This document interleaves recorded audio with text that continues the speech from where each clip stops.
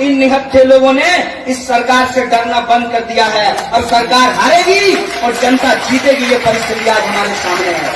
गृह मंत्री कहते हैं कि एनआरसी लागू होगा और प्रधानमंत्री कहते हैं नहीं, इसकी तो चाय पे चर्चा ही नहीं हुई है। तो गोदाम ही खराब है। उस गोदाम से जो भी निकलेगा ना वो वैसा ही होगा। इस कंफ्यूजन में आप मत पड़िए। जो मोदी जी के नाम का भजन करते रहते हैं उनको लगता है कि हम लोग भी उनकी तरह खलियर हैं। नहीं दोस्त, 2 रुपए में हम तो नहीं ट्वीट करने वाले हैं किसी के लिए। 2 कौड़ी के आदमी हम तो नहीं है। गृह मंत्री बोलता है ना कि 1 इंच पीछे नहीं हटेंगे, तो आप उसको कह दीजिए 1 इंच क्या, तुम पूरी की पूरी हमारी जमीन छोड़ करके जाओगे और तुमको धक्का दे करके भगाएंगे। ये बात तुम जान लो। इनके पास स्मृति ईरानी है तो इनको लगता है कि शाहीन बाग की महिलाएं बिकाऊ हैं। ये यही सोच सकते हैं। कहते हैं ना, संगत से गुण होत है, संगत से गुण जात। जिसके संगत में रहेंगे वही नजर आएगा।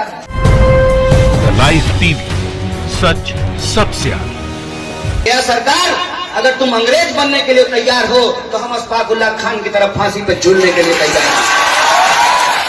अगर तुम इस मुल्क को तोड़ना चाहते हो तो हम तुमको गांधी की वो बात याद दिलाना चाहते हैं, रघुपति राघव राजा राम, पतित पावन सीताराम, ईश्वर अल्लाह तेरो नाम, सबको सन्मति दे भगवान।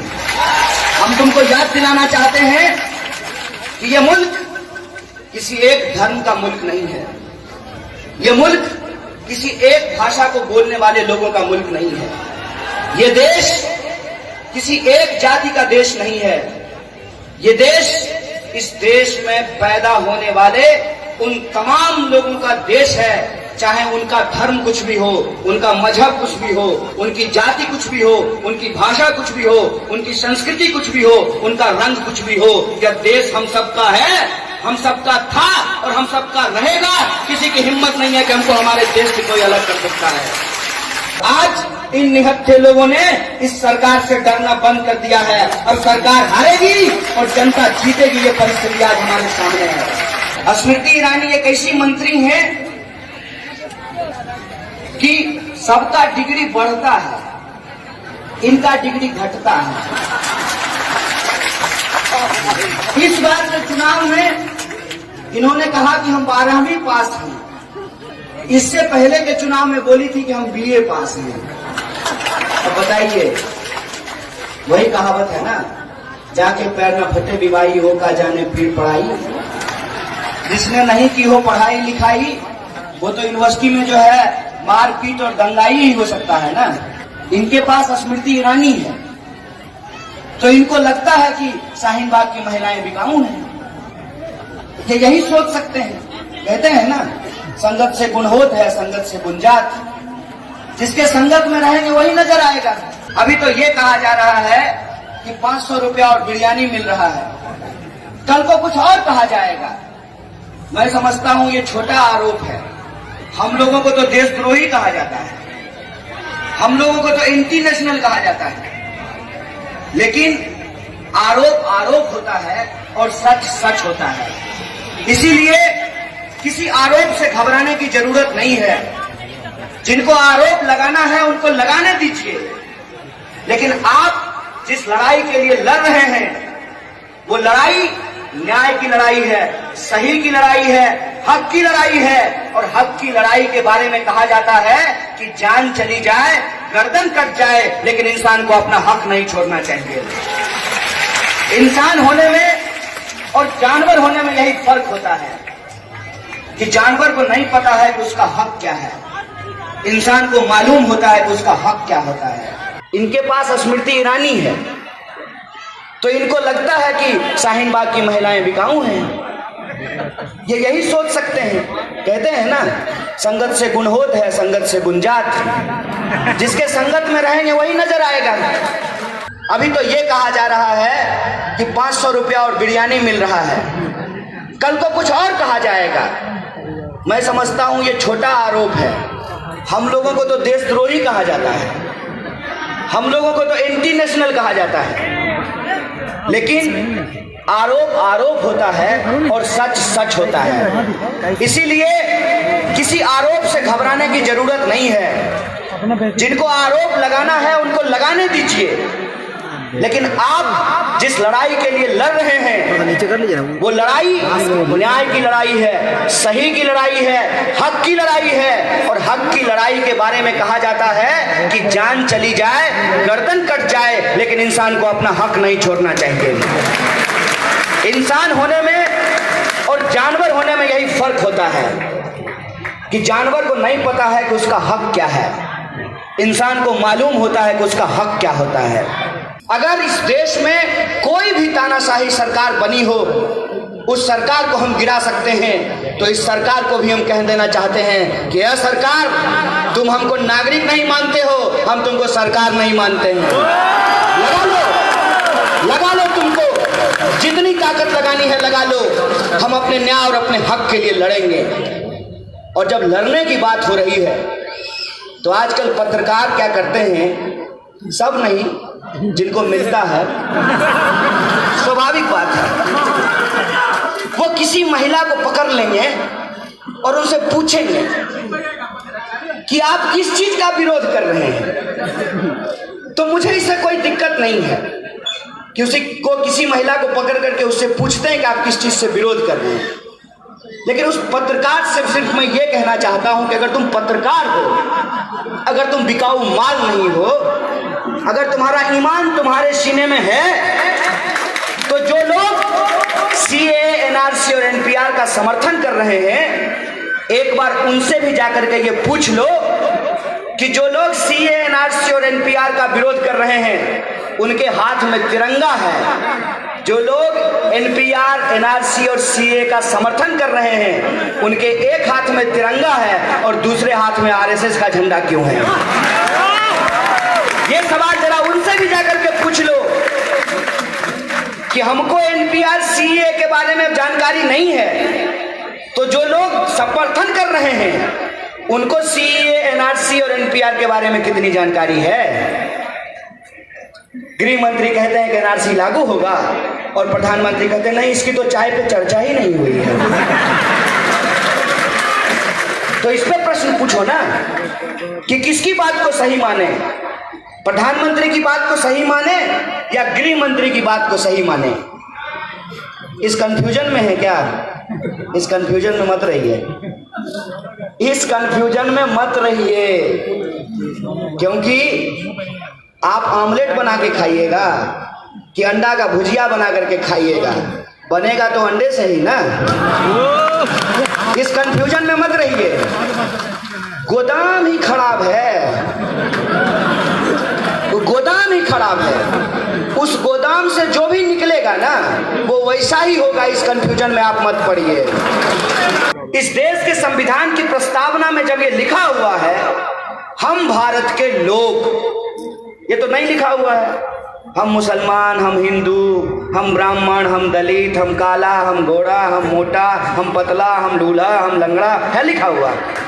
हम बिहारी, हम मराठी, कोई तरह का भेदभाव है शारीरिक आधार पे, सामाजिक आधार पे, सांस्कृतिक आधार पे, जातीय आधार पे, भाषाई आधार पे, लैंगिक आधार पे, कोई तरह का भेदभाव है? सीधा एक लाइन लिखा हुआ है हम भारत के लोग।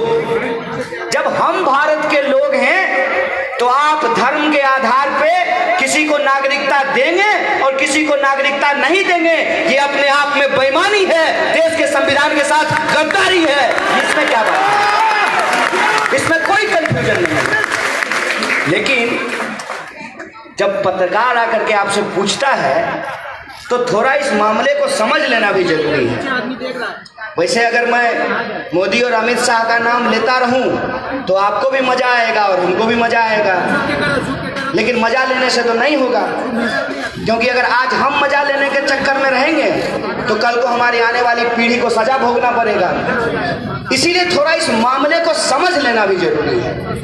दादाजी के दादाजी को तो छोड़ दीजिए, दादाजी से ही पूछिएगा ना, कोई भी बच्चा जाकर के पूछना कैसे दादाजी बताइए आपका हैप्पी बर्थडे कब है, पूछना किसी दादाजी को, तो दादाजी कहेंगे उस साल बाढ़ आई थी, बहुत बरसात थी, जलजला आया था, उसी साल हम पैदा हुए थे। दादी को पूछना कि दादी कब पैदा हुए थे आप, अरे वो समय जो है बड़ी कड़ाके की ठंड पड़ रही थी, अम्मा बता रही थी भैंस को 2 बच्चा भी हुआ था। अब ना भैंस है ना भैंस का बच्चा है कि भैंस से जाकर के पूछें कि मेरी दादी का हैप्पी बर्थडे बता दो जरा। दूसरा हकीकत ये है, ऐसा नहीं है कि हमको मोदी जी से कोई व्यक्तिगत दुश्मनी है, इतना फुर्सत नहीं है हमको, इतना फुर्सत नहीं है। अब एक बात बताइए, आप सड़क से चल रहे हो, अब कुत्ता आपको काट लेता है तो आप पलट करके कुत्ता काटने लगते हैं? आप पलट के कुत्ता काटते हैं क्या? तो इतना हमको फुर्सत नहीं है। मेरी अपनी जिंदगी है, मैं जवान आदमी हूँ, मैंने बड़ी मुश्किल से पढ़ाई की है, मुझे अच्छी नौकरी लेनी थी, बढ़िया घर में ब्याह करना था, पटना में घर बनाना था, एक अच्छा कार खरीदना था, फिर हनीमून मनाने के लिए यूरोप जाते। पागल हुए हैं क्या? माने क्या जरूरत है? हम एक साधारण इंसान है, साधारण परिवार में पैदा हुए हैं और मेरी साधारण ख्वाहिशें हैं जीवन से। मोदी जी से कोई दुश्मनी नहीं है। जो मोदी जी के नाम का भजन करते रहते हैं उनको लगता है कि हम लोग भी उनकी तरह खलियर हैं। नहीं दोस्त, 2 रुपए में हम तो नहीं ट्वीट करने वाले हैं किसी के लिए। 2 कौड़ी के आदमी हम तो नहीं है कि कोई हमको 2 रुपया देगा और उसका हम जय जय करना शुरू कर देंगे, ऐसा नहीं होने वाला है। ये लड़ाई एक मजहब की लड़ाई नहीं है, ये हक की लड़ाई है। और आप तमाम लोगों को ये याद रखना चाहिए कि आप मजहब के लिए नहीं, आप अपने हक के लिए, अपने ईमान के लिए, संविधान के लिए, हिंदुस्तान के लिए लड़ रहे हैं। इस बात को आप याद रखिएगा। और इस लड़ाई में आपको चाहे जितना भी बदनाम करने की कोशिश की जाए, जैसे गृह मंत्री बोलता है ना कि 1 इंच पीछे नहीं हटेंगे, तो आप उसको कह दीजिए 1 इंच क्या, तुम पूरी की पूरी हमारी जमीन छोड़ करके जाओगे और तुमको धक्का दे करके भगाएंगे, ये बात तुम जान लो। उनको कहिएगा कि आपको जितना ताकत लगाना है आप लगा लीजिए। अप्रैल से एनपीआर इनका करने का प्लान है। हमारे पास 2 महीना है, फरवरी और मार्च। गर्मी आने से पहले ही जनवरी में ही इतनी गर्मी पैदा कर देनी है कि इनका होश ठंडा हो जाए। ये बात अपने दिमाग में डाल लीजिए, ये बात अपने दिमाग में डाल लीजिए। अव्वल तो हम बिहार में एनपीआर नहीं होने देंगे। अगर नीतीश कुमार अपनी सरकार बचाने के लिए जिस तरीके से इन्होंने सीए का समर्थन किया है, उसी तरीके से यदि एनपीआर करेंगे, एनआरसी बार बार बोलते हैं लेकिन एनपीआर नहीं बोलते हैं। पहले एनपीआर होगा, फिर एनआरसी को करने की जरूरत नहीं है, दफ्तर में बैठ करके वो एनआरसी कर लेंगे। इसीलिए एनपीआर को रोकना जरूरी है। अगर नीतीश कुमार सरकार बचाने के लिए एनपीआर करते हैं तो हमको एनपीआर को रोकना पड़ेगा। और रोकने का तरीका क्या होगा? रोकने का तरीका वही होगा जो तरीका महात्मा गांधी ने अपनाया था। महात्मा गांधी ने अंग्रेजों के साथ असहयोग करने का आह्वान किया था। हम भी आपसे अपील करना चाहते हैं कि आप इस दंगाई सरकार के साथ असहयोग करिए और सरकार को बताइए कि हम एनपीआर नहीं होने देंगे। क्या तरीका होगा, हम कैसे एनपीआर करने से रोकेंगे? मोदी जी भले इस देश की संस्कृति भूल गए हो, लेकिन हमको इस देश की संस्कृति याद है। अतिथि देवो भव होता है। आ ही गए हैं तो आइए, रूह अफ़ज़ा पी करके जाइए, उनको रसना पिलाइएगा। लेकिन जब ये पूछें कि दादाजी के दादाजी का नाम बता दें तो कहिए पहले आप अपने नानी के नानी का नाम बताइए। अगर आप अपने नानी के नानी का नाम नहीं बताएंगे तो हम आपको दादाजी के दादाजी का नाम नहीं बताने वाले हैं। आप रूह अफ़ज़ा पीजिए, रसना पीजिए, क्योंकि अप्रैल का महीना है, गर्मी पड़ने लगेगा। कोका कोला पिलाने का जरूरत हो नहीं। कोका कोला पिलाएंगे तो कोका कोला वाला चंदा मोदी जी को दे देगा। जैसे आप लोग जियो का सिम यूज करते हैं तो आपको लगता होगा कि आपका धन धनाधन हो रहा है।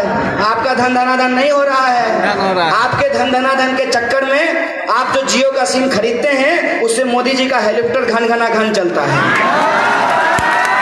ये बात मैं बहुत जरूरी बोल रहा हूँ। इसीलिए आप जो ये आंदोलन चला रहे हैं, इस आंदोलन में 2 बात को खास तौर पे हम लोगों को ध्यान देने की जरूरत है। पहली बात तो ये कोई इवेंट नहीं है।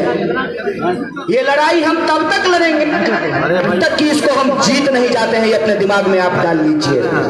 ये 1 दिन, 2 दिन, 4 दिन, 5 दिन तक मसला नहीं है। हम तब तक लड़ेंगे जब तक अपना हक और अधिकार बचा नहीं लेंगे, तब तक इसी तरह से बैठे रहेंगे, अपने हक के लिए लड़ते रहेंगे। ये बात अपने दिमाग में डाल लीजिए। लाइव टीवी, सच सबसे आगे।